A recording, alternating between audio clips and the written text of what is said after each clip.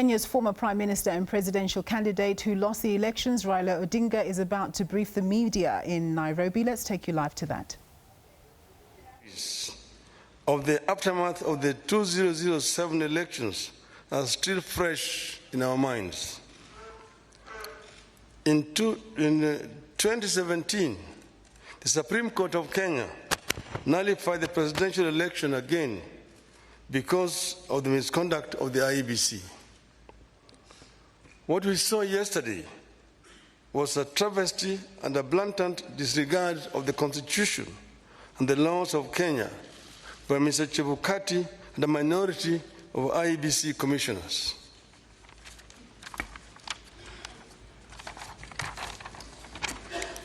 The law is clear on the role of the chairperson of the IEBC. The law does not vest in the chairperson the powers of a dictator to rule the IEBC unilaterally.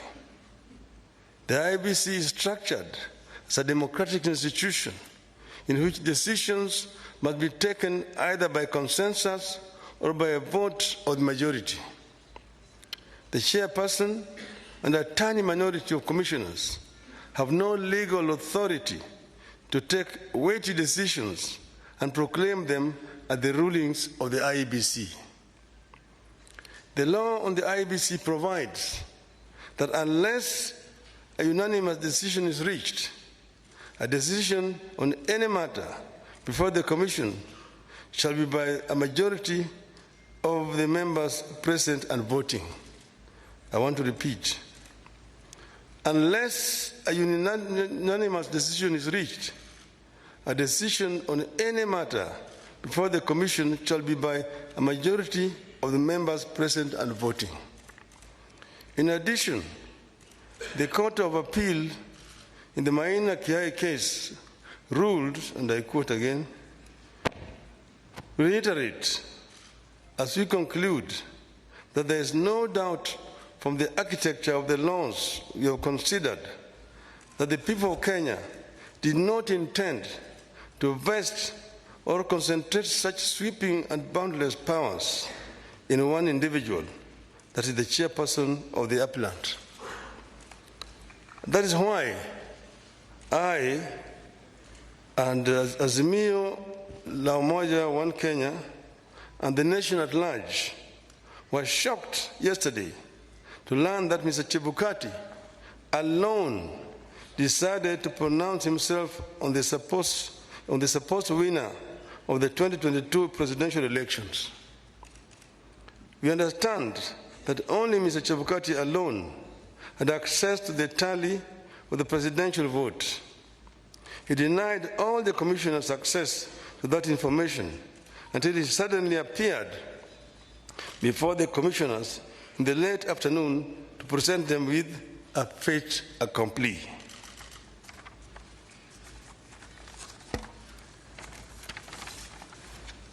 Barely 2 hours before his announcement, Mr. Chebukati called a meeting of the IEBC and revealed to them the different results he was going to announce. 4 of the 7 protested Mr. Chebukati's actions. But Mr. Chebukati, whose mind appeared made up, did not entertain any discussion of the results, precipitating a walkout by a majority of the commissioners who promptly denounced the results at a press conference. We know what happened next. A majority of the commissioners walked out and held a press conference where they denounced the results. Our view in Azimio is clear. The figures announced by Mr. Chebukati are null and void.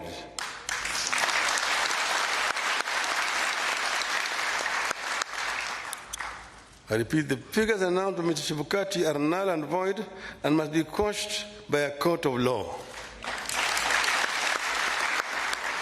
In our view, there is neither a legally and validly declared winner nor a president-elect. Mr. Chebukati's announcement purporting to announce a winner is a nullity.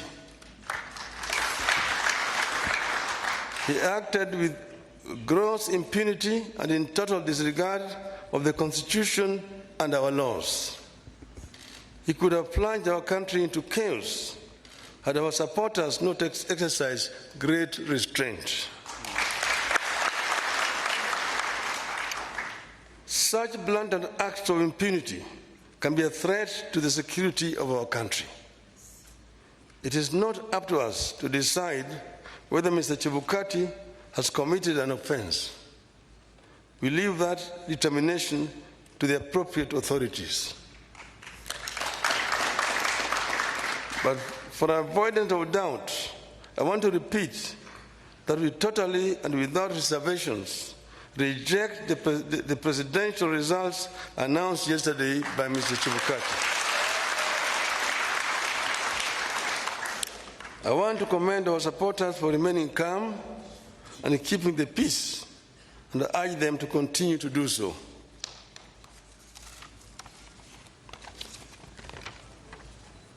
Let no one take the law into their own hands.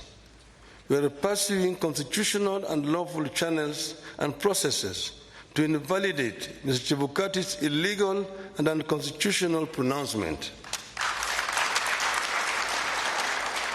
We are certain that justice will prevail. I want to further commend the heroism of the 4 commissioners, the majority of the IEBC, who stood up to the bullying and the illegal conduct of Mr. Chebukati. We are proud of them and ask them not to fear anything. Kenyans are with them. Today, I do not want to fully address our strategies going forward, but suffice it to note that we will be pursuing all constitutional and legal options available to us.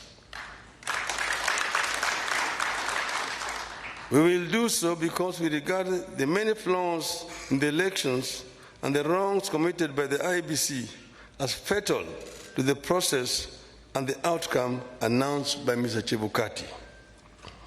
We urge Kenyans and the friends and partners of Kenya abroad to stand tall and be counted as we seek to advance the ideals of democracy and an open society that we have always stood for.